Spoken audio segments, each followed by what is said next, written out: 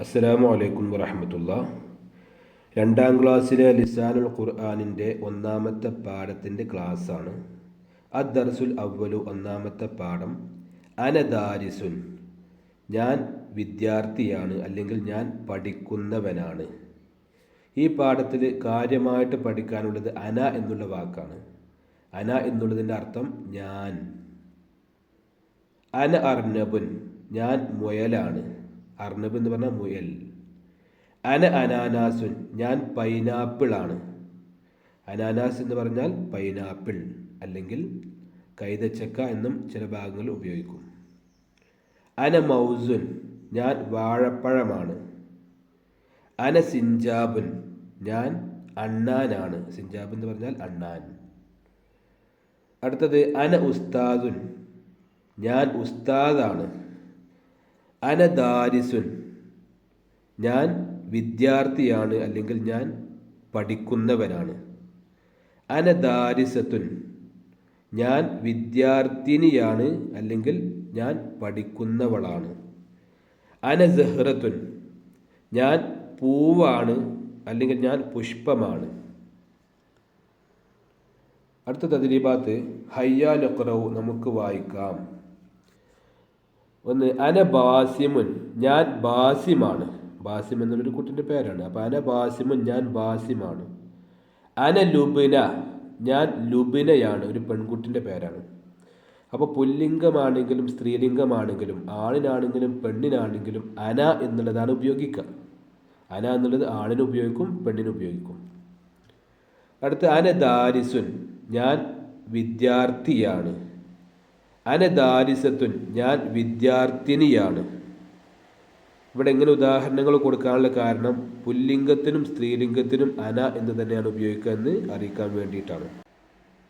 അടുത്തത് നക്തുബു, നമുക്ക് എഴുതാം. അവിടെ മുയലിൻ്റെ പിക്ചർ കൊടുത്തിട്ടുണ്ട്, അന എന്നും കൊടുത്തിട്ടുണ്ട്. അതിൻ്റെ ശേഷം പുസ്തകത്തിൽ ഡാഷാണ്. അപ്പോൾ ആ ഡാഷിൽ നമ്മൾ പൂർത്തീകരിച്ച് കൊടുക്കണം. അവിടെ കൊടുക്കേണ്ടത് അന അർനബുൻ, ഞാൻ മുയലാണ്. അടുത്തത് ഡാഷ് സിഞ്ചാബുൻ, സിഞ്ചാബുൻ അവിടെ കൊടുത്തിട്ടുണ്ട്, അന എന്ന് കൊടുത്തിട്ടില്ല പുസ്തകത്തിൽ. അപ്പോൾ അന സിഞ്ചാബുൻ, ഞാൻ അണ്ണാനാണ്.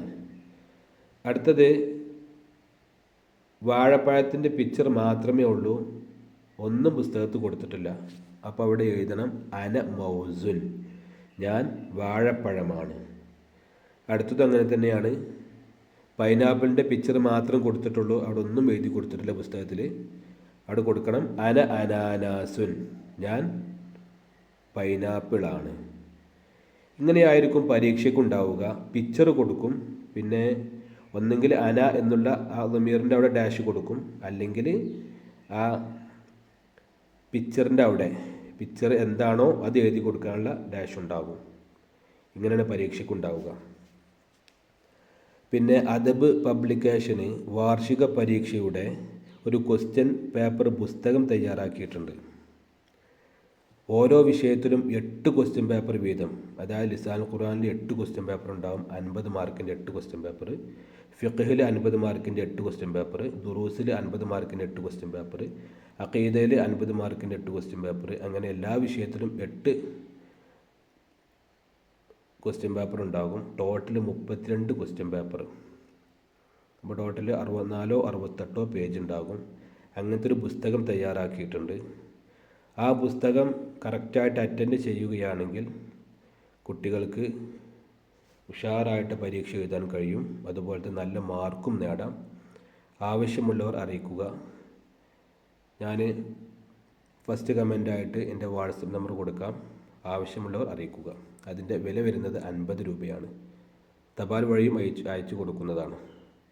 അടുത്തത് നഖ്റഉ മിനൽ ഖുർആനി, ഖുർആനിൽ നിന്ന് നമുക്ക് ഓതാം.